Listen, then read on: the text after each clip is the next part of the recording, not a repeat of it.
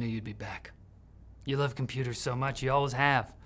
The buttons, the ports and stuff. I know, I get it.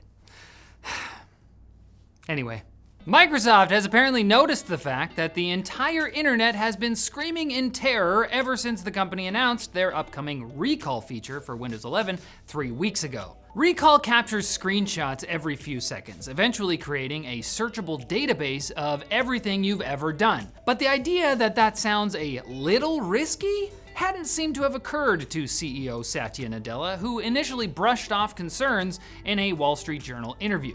Well, the company has now addressed the backlash, promising to make Recall opt-in by default, so it'll only turn on if you turn it on, as well as adding encryption they previously said they had already included.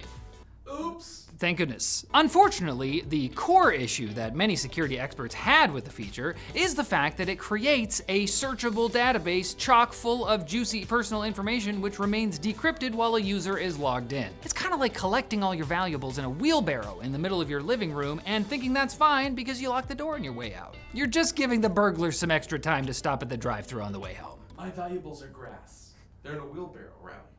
Now, the important detail here is that Recall, along with all the other Windows 11 Copilot Plus AI features, will be exclusive to the 15 or so notebooks powered by Qualcomm's Snapdragon X series processors, which will be available June 18th. While at Computex, Intel, AMD, and Nvidia showed off laptops which will support the new features, they apparently won't have them right away and might not even get them until next year, in a textbook example of tech companies having to LARP as if they're actually shipping AI features so investors don't get distracted and start side-eyeing GameStop.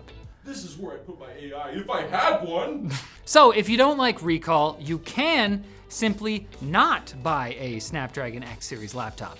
But AMD's FSR upscaling works on it. It works on everything. Chill, baby.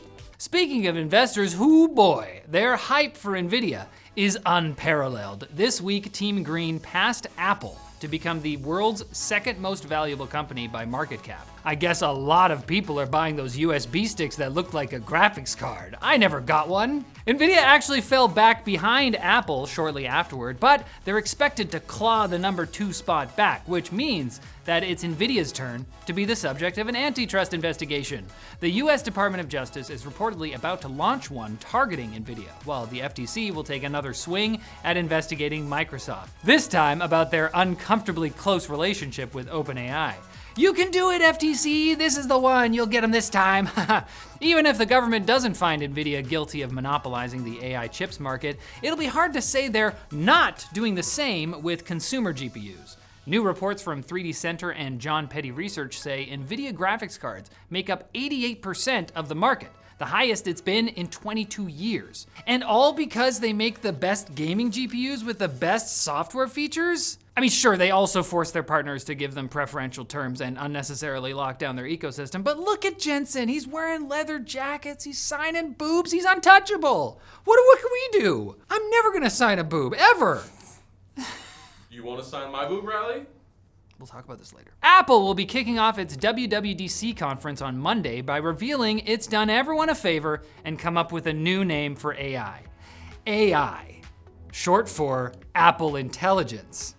Haha, get it? Buy your mom an iPhone. Yep, according to his Gurmitude, Bloomberg's Mark Gurman, Apple Intelligence will be the company's umbrella term for the various AI-powered features it will be announcing on Monday. They'll apparently eschew wackier applications like image or video generation and focus on features that an average Apple user might actually use. These will include an OpenAI-powered chatbot, summarization features, and new capabilities allowing Siri to perform very specific actions when you tell it to do things like delete an email, edit a photo, or more likely, to shut the hell up. There's a lot more in Mark's newsletter, and we'll have the full details in Monday's episode, but an interesting bit here is that Apple Intelligence will be positioned as a set of beta features and will be opt-in by default, reflecting Apple's continuing hesitation to really do anything with AI.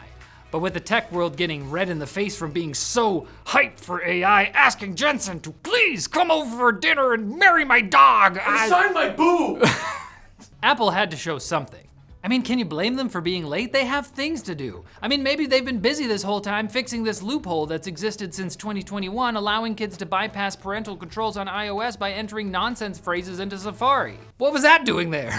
And if you're tired of nonsense calls and emails, check out our sponsor, Delete Me. They're the pros at keeping your personal stuff personal. Ever Googled yourself and found tons of your info just floating around? That's not cool. It can lead to annoying calls, dodgy emails, and even identity theft. But Delete Me's tech whizzes and expert team can boot your info off of those sketchy people search sites. No need for you to waste hours sorting it out. Delete Me's got it covered. They even send you personalized privacy reports showing what they found, where they found it, and what they nixed. Ready to kick your personal info out of the web spotlight? I am. Head to joindeleteme.com/techlinked and use code techlinked for a sweet 20% off.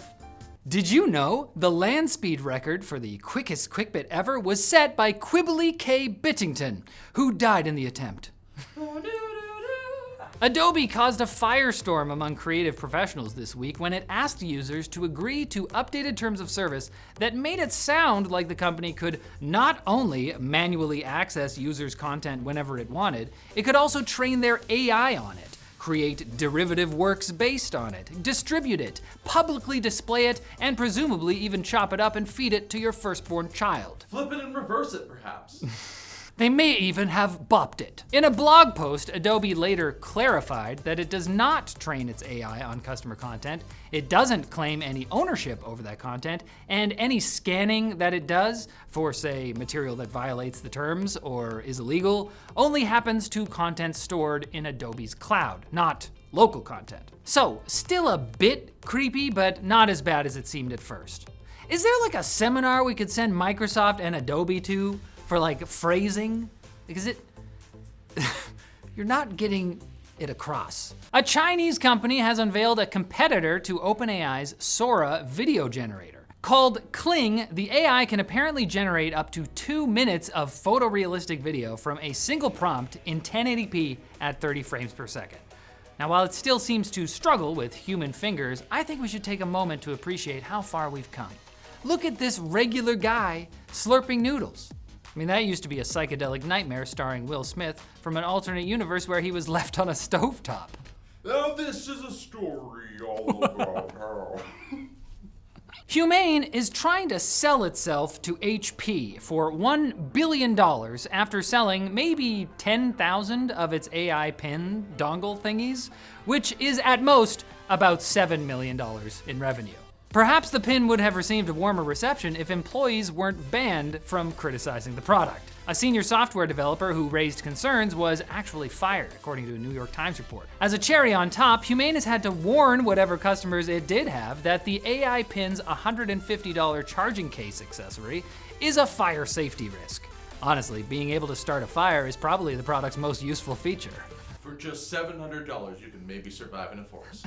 The DOJ's upcoming antitrust trial against Google over its online advertising platform will have a judge instead of a jury. Executioner? How are we feeling about that? This decision follows Google literally mailing the government a check for $2.3 million, worth 300% of the potential damages in the case. Like a BMW driver slipping a cop a Benjamin.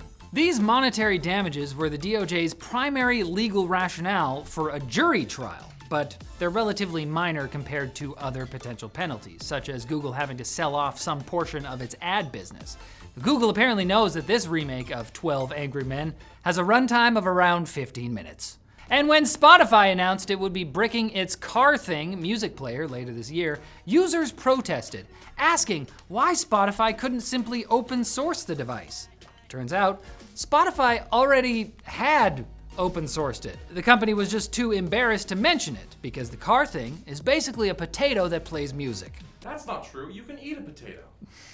This information comes from Josh Henderson, aka AnnoRaker on YouTube, who found that the Car Thing is easily hackable thanks to its Linux-based code already being published on GitHub. It's just that its hardware is only slightly more powerful than a sun-warmed rock. Stick a couple of screws in a lemon, you got yourself a clock, baby.